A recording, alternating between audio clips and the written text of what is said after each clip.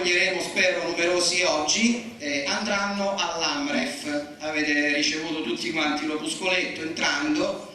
Ecco, alcuni mi hanno detto quando abbiamo organizzato questo evento: ma che cos'è? Non la conosco. Sostanzialmente io mi sono informato come voi negli ultimi tempi. È un'organizzazione a livello internazionale veramente importante. Si vedono gli anni che passano perché c'ho il foglietto, solitamente non lo porto sopra, però mi sono appuntato qualche cosa. È un'associazione che oramai lavora da più di 60 anni ed è la più grande organizzazione sanitaria del continente africano. Qual è lo scopo sostanzialmente? Sostanzialmente è aiutare l'Africa utilizzando i mezzi stessi che l'Africa può dare, e diciamo lo scopo principale è quello di far elevare lo stato della salute nel continente africano. Il continente africano è il secondo continente per abitanti al mondo, ma è quello che ha la più scarsa qualità della salute, quindi lo scopo è cercare di farli salire. Buonasera e benvenuti a tutti al reparto di sperimentazione e standardizzazione del tiro aereo di 10° anno, meglio noto come la base NATO di 10° anno. Io non ho gli anni di esperienza su questo palco che c'è Maurizio, che da questa sera è diventato il testimonial locale dell'Amref, e devo dire che è veramente un bellissimo colpo d'occhio vedere così tante persone qui questa sera. Quando abbiamo scelto la data, giugno è un mese che offre tante distrazioni. L'avrei voluta fare di venerdì, guardate sul calendario, venerdì 17. Io non sono superstizioso, ma sono napoletano e le due cose coincidono, e abbiamo scelto di farla il 18. È stata una fortuna perché giocava l'Italia. Comunque oggi è una bellissima giornata di sole e io ringrazio particolarmente quelli che so, perché me l'hanno comunicato, che sono riusciti ad essere qui stasera nonostante tutti gli altri impegni. È veramente un grazie di cuore. Ringrazio e saluto la dottoressa Andrina Fares, che ci onora della sua amicizia e della sua presenza.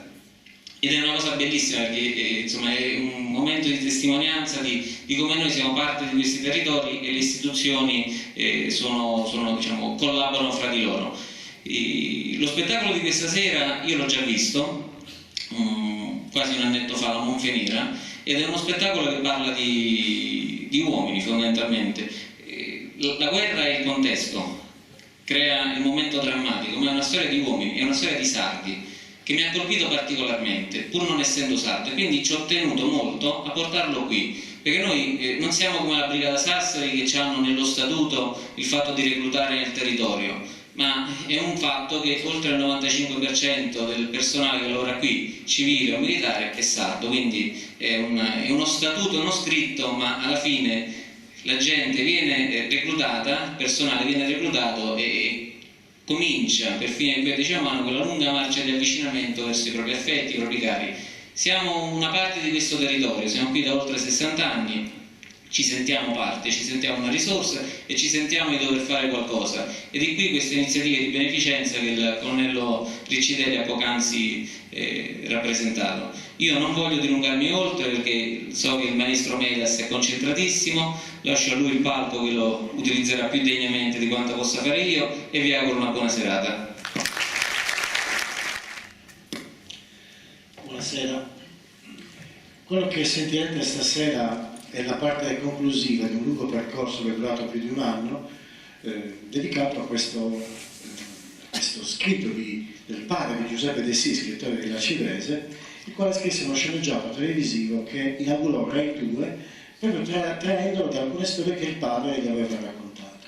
Le trincee si intitolava questo sceneggiato, in 2 puntate, rimase questo soggetto televisivo morto, nessuno lo utilizzava più. Io lo incontrai perché collaboravo col premio del Sì per tanti anni, mi misero davanti a questo soggetto, io lo presi e feci uno spettacolo nel 2001.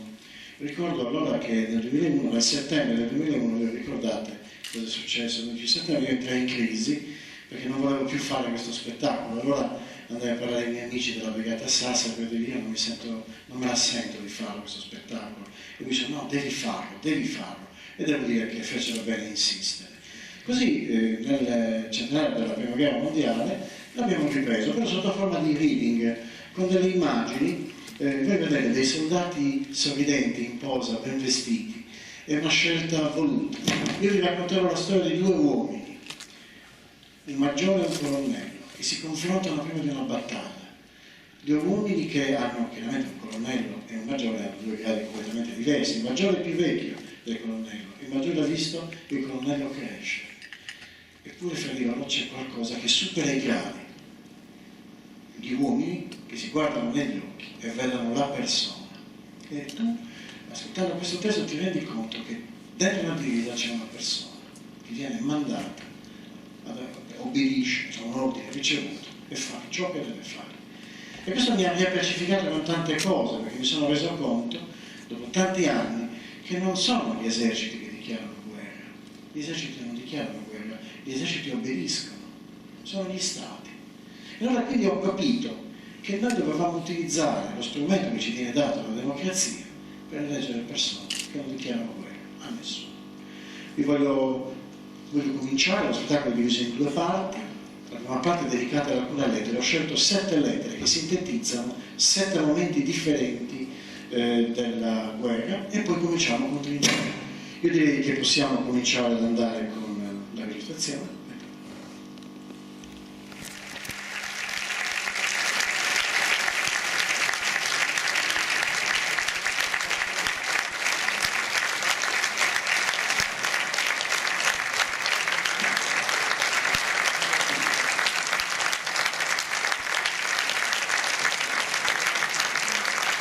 Si sente?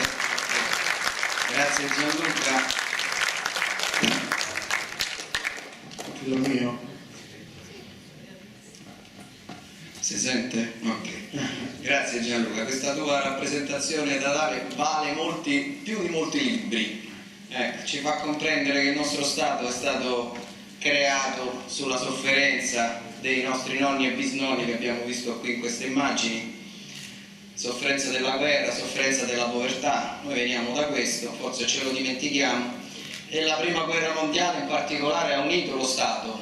Perché? Perché popolazioni di diverse regioni d'Italia hanno combattuto insieme, perché i vecchi nobili dell'Ottocento combattevano come ufficiali e il resto del popolo come truppa, ma come hai detto tu andavano insieme a morire, quindi questo ha unito ancora di più l'Italia, formando la nazione. Volevo portarti i saluti di Gigi Porcetto, che ci ha fatto d'ambientamento con le sue sculture, una scultura che tutti quanti conosciamo qui di Villa Sor, e mi ha detto di dirti che sono dedicate alla memoria di tuo padre Mario, grande attore, perché Grazie. La sua è una famiglia solida di attori. Ancora grazie. Siamo il comandante. Ricalco ancora più indegnamente questo palco dopo questa rappresentazione. Io credo che il religioso silenzio con cui abbiamo ascoltato le tue parole sia più di ogni altra parola che posso dire, quindi mi fa veramente piacere. A me ha colpito, ha ricolpito, no? Per Forza Paris ci sono i brividi, e mi ha colpito molto la storia degli uomini, non tanto della guerra, ma la storia di due uomini che si capiscono, e si capiscono perché sono dello stesso paese. Probabilmente se lì fosse arrivato un piemontese, un veneto, un napoletano, chiunque altro, avrebbero fatto il 15° assalto, sarebbero tutti morti inutilmente. Poi erano piccoli episodi di una guerra che non spostava di nulla gli equilibri, una guerra di trincea, di logoramento, ma nel caso specifico 2 sardi hanno fatto sì che tanti altri potessero tornare a casa, da una parte e dall'altra. Quindi è la storia umana che mi ha colpito e che ho voluto che anche le persone più presenti potessero goderne. Un piccolo ricordo di questa serata, il nostro fest, anche qui qualcosa di sardo, l'arciere nuragico.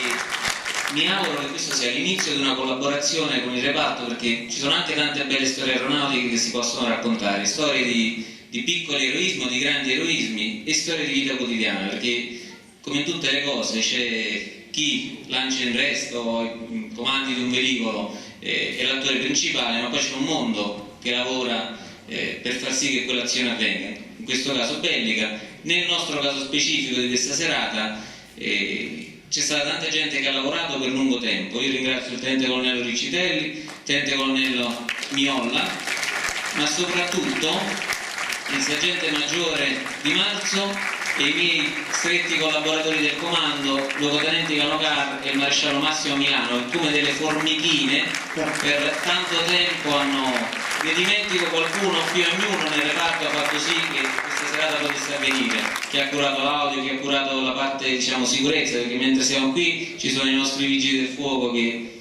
sono lì a sorvegliare che tutto vada bene.